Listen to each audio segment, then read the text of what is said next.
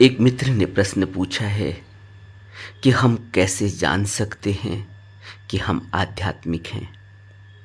हम कैसे जान सकते हैं कि हम ध्यान करें तो हमें फल प्राप्त होगा, यानी बुद्धत्व प्राप्त होगा। हम कैसे जानें कि हम किसी गुरु के संपर्क में कभी आएंगे, हमारा आध्यात्मिक विकास होगा।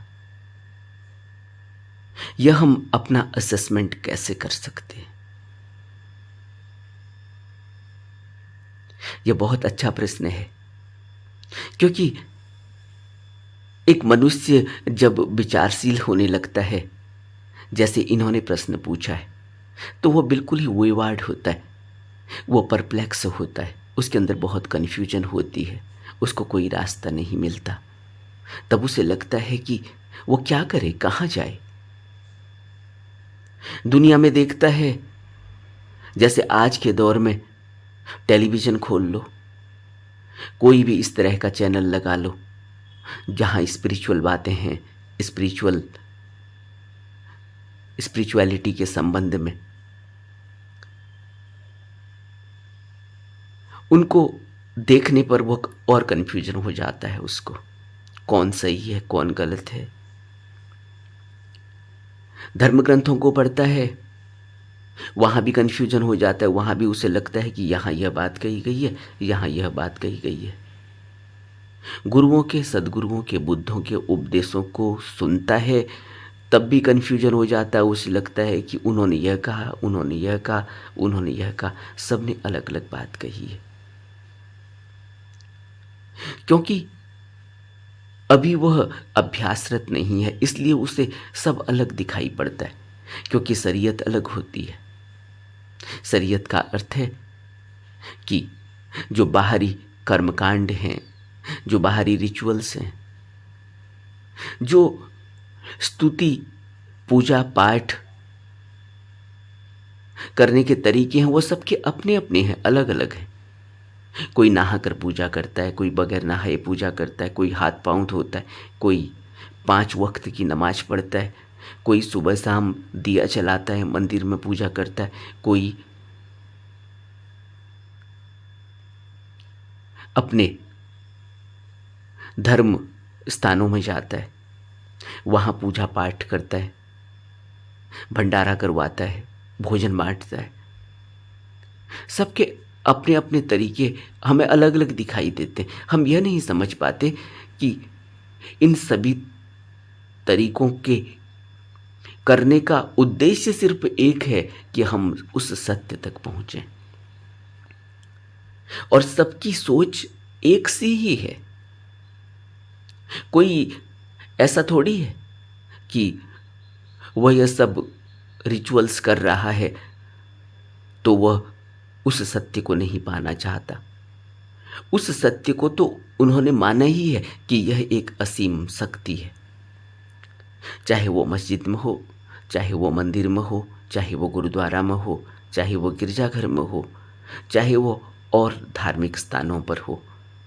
सबकी मान्यता तो यही है कि यहाँ एक असीम शक्ति है, एक सर्वे सर्वा है, एक सुप्रीम पावर है।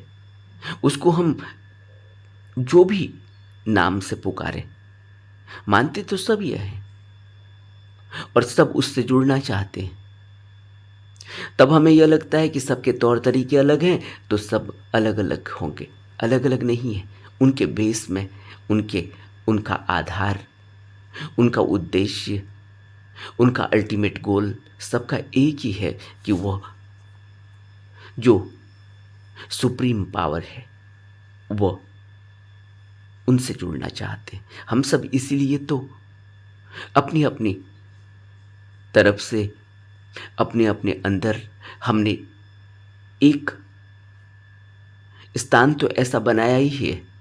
जैसे हम मंदिर, जैसे हम घरों में एक स्थान बनाते हैं पूजा का, ध्यान साधना का, वही कोना हमने रखा हुआ है। इसी तरह से हमने अपने हृदय में भी एक कोना रखा हुआ है उस सुप्रीम पावर के लिए। इससे कोई इनकार थोड़ी करता है। लेकिन होता क्या है, ये कन्फ्यूजन क्यों है? ये कन्फ्यूजन इसलिए है क्योंकि हमें कोई गाइड नहीं मिलता, हमें कोई राह नहीं मिलती, हमें कोई तरीका समझाने वाला नहीं मिलता। इसीलिए तो जब जब भी बुद्धों ने इस धरती पर जन्म लिया, जब जब भी बुद्ध यहाँ आए, प्रकट हुए, और हमेशा ही आए हैं, आते रहेंगे और आए थे, कभी भी धरती बुद्धों से खाली नहीं होती। बस यह है कि जो तैयार हो गया वह उस तक पहुंच जाता है, या कह लें कि वह उसको अपना हाथ पकड़ा देते हैं। यह एक बहुत विचित्र लगने वाली बात है, लेकिन है कुछ ऐसा ही, क्योंकि हम तो देख ही नहीं सकते।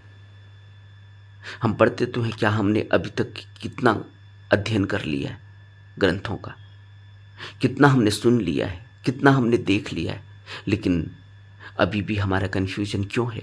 इसीलिए है क्योंकि अभी किसी ने हमारा हाथ नहीं पकड़ा। जब कोई हमारा हाथ थाम लेगा तब यह सब अंदर से जो कुछ भी कन्फ्यूजन है वो दूर हो जाएगा, तब उस राह पर चला जा सकता है।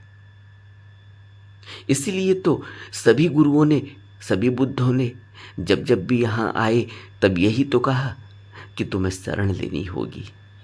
बुद्ध जो गुरु की बात नहीं करते, जिनके बारे में यह कहा जाता है कि उनका कोई गुरु नहीं था, उन्होंने तो खुद से पाया, स्वयं पाया, ये सब जो बाहरी बातें फैली हुई हैं, उन्होंने भी जो पहला वाक्य कहा वो बुद्धम शरणम गच्छामि ही कहा कि तुम्हें शरण तो लेनी ही होगी। अगर तुम अपनी आइडेंटिटी के साथ पाना चाहते हो तो कभी नहीं पाया जा सकता, क्योंकि आइडेंटिटी तो बिल्कुल एक धोखा है, एक झूठ है। अब इस पर विचार करना होगा कि यह आइडेंटिटी एक धोखा क्यों है। सोचो, जो हमें नाम मिला है, क्या यह हम हैं? क्या वजूद है इस नाम का? एक शरीर को नाम दिया गया, शरीर जहां पैदा हुआ, शरीर जहां पैदा हुआ, जिससे जुड़ा, जिस घर परिवार से जुड़ा, उस घर परिवार के जो मान्यताएं थी वह हम पर भी आ गई, वह हमने भी मान ली। लेकिन क्या हमने उसे वाकई में अपने दिलो दिमाग से, अपने बुद्धि से, अपने तर्क से स्वीकार किया है? इस बात को हमें अब विचार करना होगा। क्या हमने बुद्धि तर्क से यह स्वीकार किया कि हाँ, जिस धर्म में मैं पैदा हुआ हूँ, जिस घर में मैं पैदा हुआ हूँ, जिन मूल्यों में मैं पैदा हुआ हूँ, मुझे यह स्वीकार है? हमने वैसे ही मान लिए हैं। लेकिन जब यह प्रश्न उठता है जो इन्होंने पूछे हैं, तब फिर हम खोज करते हैं। जब खोज करते हैं तो फिर उस गहराई की तरफ बढ़ते हैं, तब प्रयास करते हैं, हाथ पांव मारते हैं। तब ऐसी स्थिति बनती है कि हम जहां भी हमें इन प्रश्नों के उत्तर मिले वहां रुकने की कोशिश करते हैं। रुकना का होगा, थोड़ा तर्क संगत होना होगा, तर्कों पर चलना होगा। ऐसे ही आंख बंद करके थोड़ी किसी के पीछे चला जाता है, तर्क जगाना होगा। बुद्ध यही तो कह रहे हैं, तुम मेरी बात को ऐसे ही मत मान लेना, नहीं तो फिर यात्रा नहीं हो पाएगी। और अब तक हमने यही तो किया है, ऐसे ही मान लिया कि हाँ, क्योंकि हम उस मजहब में पैदा हुए, उन मूल्यों में पैदा हुए, तो हमने मान लिया कि हाँ, हम तो इस मजहब से हैं, हमारा यह धर्म है। लेकिन उनकी उस गहराई को हम कहाँ समझ पाए, वो आधार हम कहाँ समझ पाए? इसीलिए तो हम अलग अलग बुद्धों को देखते हैं, तभी तो हम उनकी अलग अलग आइडेंटिटी बना लेते हैं। हम कहते हैं कि क्राइस्ट ऐसा कहते थे, हम कहते हैं बुद्ध ऐसा कहते थे, हम कहते हैं महावीर ऐसा कहते थे, हम कहते हैं कृष्ण ऐसा कहते थे, बुद्ध ऐसा कहते थे। हम उनके शब्दों को अलग अलग समझते हैं, लेकिन यह नहीं समझ पाते कि वो जो कहा जा रहा है वो एक की ही तरफ कहा जा रहा है, वो उस सुप्रीम पावर के लिए ही कहा जा रहा है। और वो सुप्रीम पावर कहीं बाहर आकाश में या कहीं बाहर किसी जगह में नहीं है, किसी क्षेत्र में नहीं है, किसी देश में नहीं, वो हम खुद ही हैं, हमारे ही अंदर है। इसीलिए तो क्राइस्ट ने कहा you are the temple of living God. कितनी महान बात कही है, you are the temple of living God. कभी ये विचार ही नहीं आ पाया हमारे अंदर, जबकि हमने मृत्यु भी देखी। और बुद्ध तो हमें यह विचार लाने के लिए कहते हैं तुम पहले मृत्यु को देखो। बुद्ध ने भी तो पहले मृत्यु देखी, तब तो वह एक नवयुवक थे, तब तो वह एक राजा के घर में थे। एक नवयुवक को मौत दिखाई दी, जीवन ही बदल गया। और यही बात क्राइस्ट करें, you are the temple of living God. वो लिविंग गॉड, वो चलता फिरता परमात्मा, वो चलता फिरता सुप्रीम पावर, वो चलता फिरता बुद्ध तो तुम स्वयं हो। इस शरीर में ही हो, क्योंकि शरीर गिर जाता है तब मौत दिखाई देती है, और बुद्ध ने मौत तो ही देखी थी।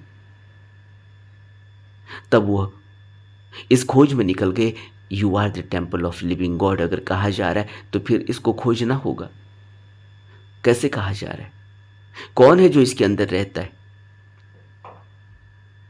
कौन है जो इसके अंदर से चला जाता है और ये गिर जाता है?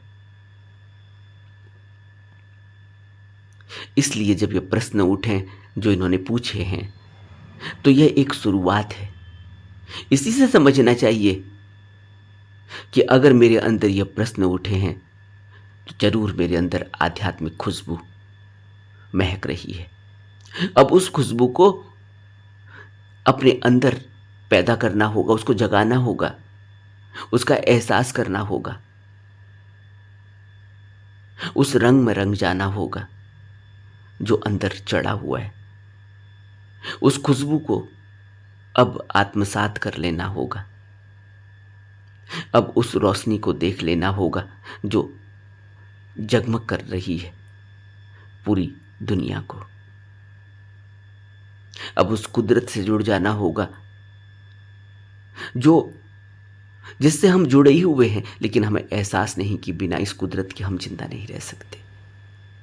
और यह कुदरत हमारे अंदर खेल खेल रही है। यही हवा है जो पूरे आलम में है, यही हवा तो हमारे अंदर भी बह रही है। यही पानी जो पूरे आलम में है, यही तो हमारे अंदर भी है। यही रोशनी जो पूरे आलम में है, यही हमारे अंदर भी तो है। बिना इसके हम जिंदा कैसे रह सकते? बस जब यह प्रश्न उठने लगे, जब यह सोच जगने लगे, तो समझ लेना चाहिए कि अब वह दिन दूर नहीं है। अब खोज करनी होगी, अब चिंतन करना होगा, मनन करना होगा, अब प्रयास करना होगा, अब राह देखनी होगी। अब उसको जो हमारा हाथ थामेगा, उसको देखने की नजर अब अपने अंदर पैदा करनी होगी। प्रयास से ही होगी, निरंतर प्रयास करना होगा। और प्रयास कैसे होगा? सकारात्मक सोच रखनी होगी। जो कुछ भी पढ़ रहे हैं उस पर विचार करना होगा, चिंतन करना होगा, मनन करना होगा अपने अंदर। इसीलिए तो बुद्ध कहते हैं तुम अपने द्वेष को तो देखो। यह द्वेष कि दूसरा मजहब वाला मुझसे क्या लेना देना, मैं बड़ा या छोटा, यह द्वेष है। और यह द्वेष सबसे बड़ी बाधा है। यह दीवाल है, बहुत बड़ी दीवाल है, और हम इस दीवाल को फांद नहीं पाते, हम इस दीवाल को नांग नहीं पाते, क्योंकि हमारे अंदर कट्टरता है, जबकि हम जानते कुछ भी नहीं है। अपनी तरफ देखना होगा, अपने द्वेष को देखना होगा, अपनी तृष्णाओं को देखना होगा, क्योंकि तृष्णाएं नित्यता की निशानी है। तृष्णाएं इस बात की निशानी है कि जीवन तो हमेशा ही रहेगा। तृष्णा इस बात की निशानी है कि सब कुछ बाहर मिल सकता है, सारा सुख बाहर मिल सकता है। और जब यह समझ आ जाए कि तृष्णा से कुछ मिलता नहीं, बल्कि तृष्णा तो और बाहर भटका देती है। तृष्णा कभी पूरी नहीं होती। इसलिए तो बुद्ध कहते हैं तुम अपनी तृष्णा को देखो। जब तक तृष्णा समझ नहीं आएगी, जब तक ये दौड़ नहीं रुकेगी बाहर की, तब तक तो फिर अंतर की यात्रा हो ही नहीं सकती।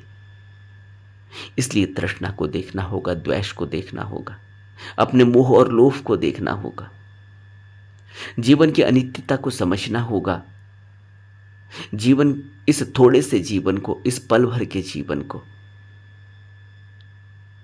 अपने अभ्यास में लाना होगा। पल भर ही तो है, सांस अंदर गई ना आए बाहर, बाहर गई ना जाए अंदर, बस जीवन खत्म हो गया। और यही पल है जब हमें यह एहसास हो सकता है, जब हमें वह आध्यात्मिक खुशबू, वह आध्यात्मिक रोशनी अपने अंदर प्रकट हो सकती है। पल का ही तो खेल है, लेकिन उस पल के लिए जन्मों जन्मों की यात्रा है। लेकिन अगर आज यह विचार उठा है, अगर यह भाव उठने लगे हैं, तो सोचना चाहिए कि अब जरूर एक दिन सुबह होगी, सुबह की रोशनी होगी, सुबह का सूरज निकलेगा। नमो बुद्धाय।